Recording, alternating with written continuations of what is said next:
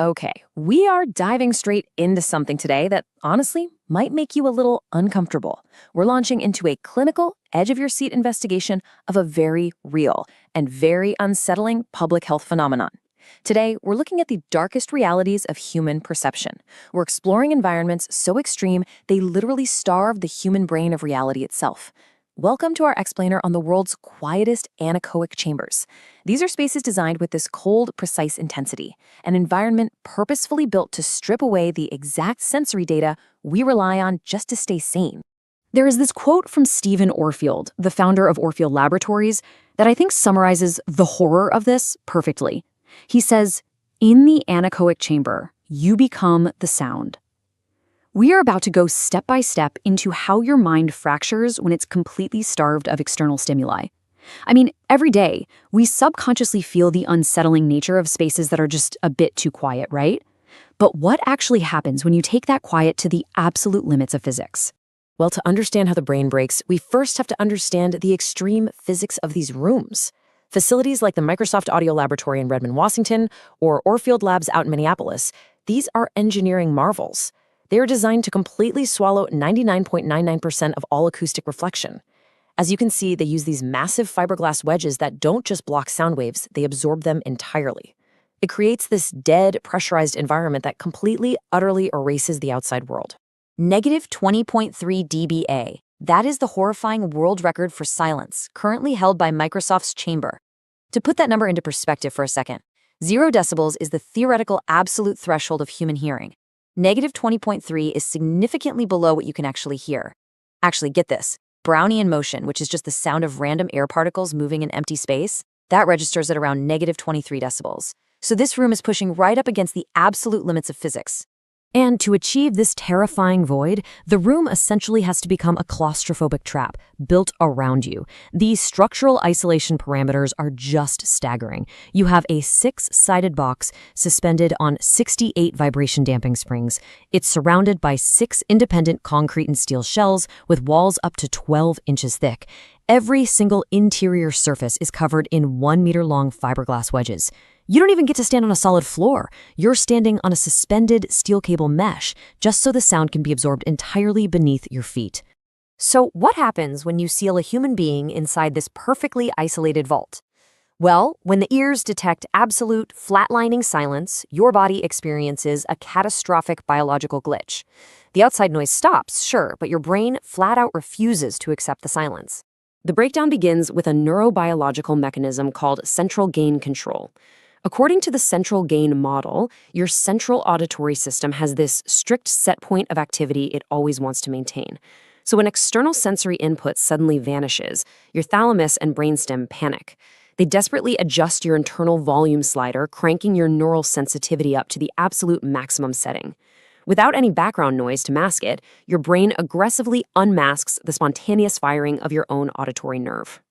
And this triggers an escalating, inescapable nightmare of somatic feedback. Because your internal volume is completely maxed out, you begin to physically, aggressively hear the visceral, wet mechanics of your own body. First, it's cardiovascular. Your heart starts pounding, and the blood rushing through your internal microvasculature sounds like a roaring ocean. Next is pulmonary. You literally hear the physical, amplifying scrape of your lungs expanding and contracting. Then musculoskeletal. Every minor twitch causes your joints to pop and grind like dry wood settling. And finally, ocular. You can actually hear the sliding, scraping friction of your own eyelids every single time you blink. But here's the thing. The physical sounds, that is just the beginning. Once the brain exhausts the sounds of the body, we enter the next phase of the breakdown. Total sensory deprivation aggressively forces the mind to collapse inward. We fall into what's known as the default mode trap. In a normal acoustic environment, your brain is highly focused on externally demanding tasks, right? It actively filters out internal noise so you can process the loud, relevant sounds of the outside world. But under total sensory deprivation, that entire hierarchy collapses. The brain is starved of sensory data, and this forces a network called the default mode network, which handles your self-referential thought and daydreaming, into absolute overdrive. The internal mental chatter just grows deafening. Modern cognitive neuroscience actually views the brain as a Bayesian inference engine. Basically, it doesn't just passively record sound, it actively generates top-down predictions about the environment, and then it compares those against bottom-up sensory signals. But in absolute silence, there are no bottom-up signals. Zero. This absence creates massive prediction errors. Your brain simply cannot comprehend absolute silence. It perceives the silence as a dangerous void that has to be filled. So it begins pulling from memory and imagination to literally invent a false reality. Clinically speaking, this false reality manifests in distinct, horrifying stages as the silence deepens. First, you get the baseline neural stage. It's a high-pitched electrical hiss, which is really just the unmasked, spontaneous activity of your auditory nerve. Next comes somatic illusions. Subjects report rushing water sounds, which is the brain desperately misinterpreting internal blood flow. And finally, you hit the complex or musical hallucinations, repetitive musical patterns, or even faint choral singing. These are psychotic-like auditory hallucinations. The higher-level auditory networks become so wildly active that they literally hallucinate sound. Crucially, though, unlike a primary psychiatric disorder, subjects usually retain insight, meaning they know the room is playing tricks on them, but they still hear the voices and the music as if they were perfectly, undeniably real. Which brings us face to face with the stark biological limit of human endurance, the threshold of panic.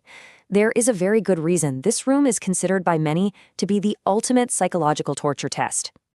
See, the breakdown isn't just auditory, it's heavily physical. Your vestibular balance actually relies on the subtle acoustic reflections bouncing off walls to subconsciously map out your spatial orientation. But in the anechoic chamber, 99.99% of those reflections are just gone. Without those acoustic cues, you suffer a massive coordinate mismatch. You lose your spatial orientation.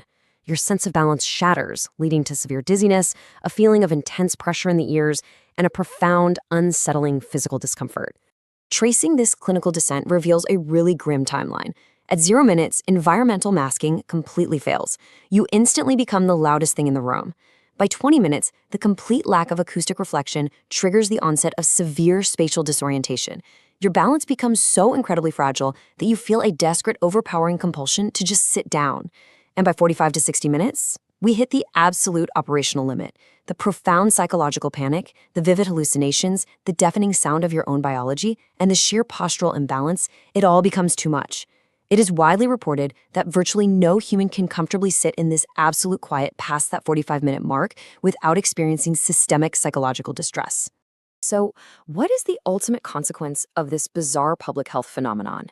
When we look at how quickly the brain fractures in the total absence of noise, how incredibly quickly it invents voices, amplifies the grinding of our own bones, and shatters our sense of physical space, well, it forces us to confront a deeply unsettling truth about how our minds actually operate.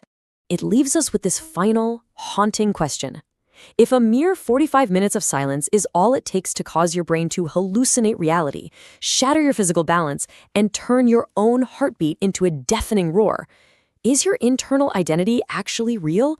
Or is your entire conscious experience just a fragile, temporary simulation, kept stable only by the distracting noise of the outside world?